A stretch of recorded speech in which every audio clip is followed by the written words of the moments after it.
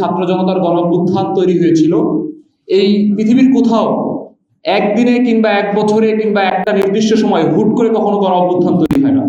গণ অভ্যুত্থান তৈরি হওয়ার পূর্বে সেই দেশের বা সেই ভূখণ্ডের জমি আন্দোলনের জন্য, সংগ্রামের জন্য আগে উর্বর হতে হয় এবং অধিকাংশ ক্ষেত্রেই গণ অভ্যুত্থানের পূর্বে কিংবা একটা বিপ্লবের পূর্বে সেই ভূখণ্ডের জমি উর্বর হয় আন্দোলনকারী এবং মুক্তিগামী জনতার রক্তের মধ্য দিয়ে।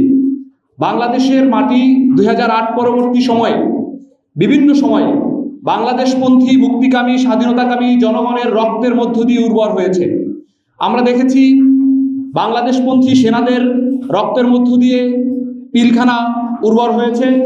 আমরা দেখেছি শাপলায় শান্তিকামী নিরীহ আলেম সমাজের জীবন রক্তের মধ্য দিয়ে এই বাংলাদেশের মাটি উর্বর হয়েছে এবং এরকম প্রতিবার যখনই এই ছাত্র জনতা রক্ত দিয়েছে, এই রক্তের মধ্য দিয়ে এই দেশের মানুষের মধ্যে যেই ক্ষোভ, যেই ঘৃণা ফ্যাসিবাদী শেখ হাসিনার বিরুদ্ধে তৈরি হয়েছিল, তার চূড়ান্ত প্রকাশ ঘটেছিল 2024 জুলাই।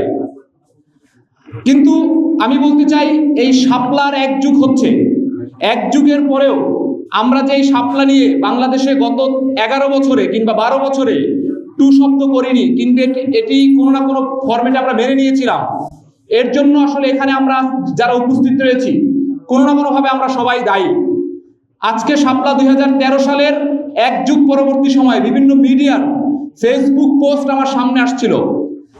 বাংলাদেশের প্রথম সারির একটি পত্রিকার পোস্ট আমি দেখেছিলাম, যে তারা লিখেছে যে কিভাবে গাছ কাটলেন হেফাজতের নেতারা, শাপলার মেশিন দিয়ে, অস্ত্র দিয়ে গাছ কাটলেন হেফাজতের নেতারা, হেফাজত এবং জামাত শিবিরের নেতাকর্মীরা কোরআন পুড়িয়ে দিলেন। এভাবে বাংলাদেশের একটি প্রথম সারি এবং সেকুলার নামদারি একটি পত্রিকা নিউজ করে সেই সময় এই সমস্ত মানুষকে বাংলাদেশের সাধারণ জনগণ থেকে আলাদা করেছে এবং তাদের মৃত্যুকে বৈধতা দিয়েছে। বাংলাদেশের এই মানুষগুলোকে তারা বিচ্ছিন্ন করেছে। তারা বলেছে যে, এবং আপনাদের এই মিডিয়া যারা রয়েছে, সেই মিডিয়ারা অনেকেই তো আমরা জানি যে বলার চেষ্টা করে যে আওয়ামী লীগের ফ্যাসিবাদের নিপীড়ন নির্যাতনে আপনারা সত্য প্রকাশ করতে পারেননি। কিন্তু আমরা দেখেছি রাষ্ট্রের সুযোগ সুবিধা নেয়ার লোভে বিভিন্ন ধরনের মিডিয়া আগ বাড়িয়ে এই ধরনের মানুষকে ডিহিউম্যানাইজ করার প্রকল্প নিয়েছে। এই 11 বছর 12 বছর এই বিচার না হওয়ার পিছনে এই মিডিয়ারা দায়ী রয়েছে। আমরা দেখেছি, আপনারা পাবলিক স্পেয়ারে একটা আলাপ দেখবেন যে সবকিছুর মধ্যে ধর্মকে টেনে নিয়ে আসেন কেন, কথায় কথায় ইসলাম নিয়ে আসেন কেন।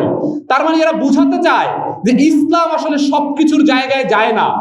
অর্থাৎ সেকুলারিজমের যে প্রজেক্ট, যে এটা হচ্ছে ঠিক এবং এই ধর্ম হচ্ছে এখান থেকে আলাদা, আউটসাইডার, বাহিরের একটা বিষয়, এটিকে সবকিছুর মধ্যে নিয়ে আসা যাবে না। অর্থাৎ একজন মোল্লা হুজুর তিনি সবকিছুর মধ্যে নাক গলাতে পারবেন না। এই বাক্যগুলো, এই প্রজেক্টগুলো বাস্তবায়ন করার মধ্য দিয়ে বাংলাদেশে এই ধর্মকামী মানুষদেরকে সবসময় আলাদা করে রাখা হয়েছে এবং একটা ফ্যাসিবাদ প্রতিষ্ঠা করার জন্য প্রথম যেই শর্তটি পূরণ করতে হয় সেটি হচ্ছে সেই রাষ্ট্রে রাষ্ট্রযন্ত্রকে ব্যবহার করে হত্যাকাণ্ডের সাধারণ মানুষের মধ্যে, বুদ্ধিজীবীদের মধ্যে একটি বৈধতা প্রদান করতে হয়।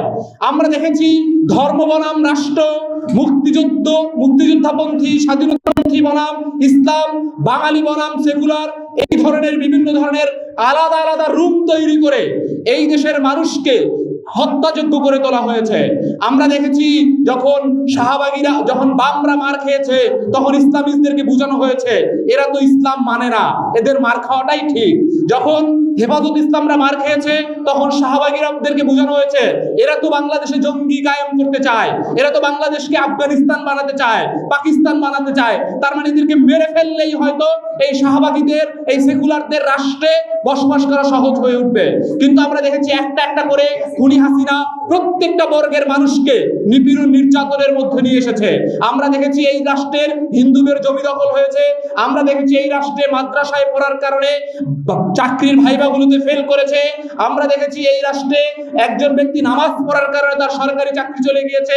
আমরা দেখেছি এই রাষ্ট্রে হিন্দু হওয়ার পরে, আন্দোলনকারী হওয়ার পরেও তিনি শিবির ট্যাগ খেয়ে তার মরতে হয়েছে।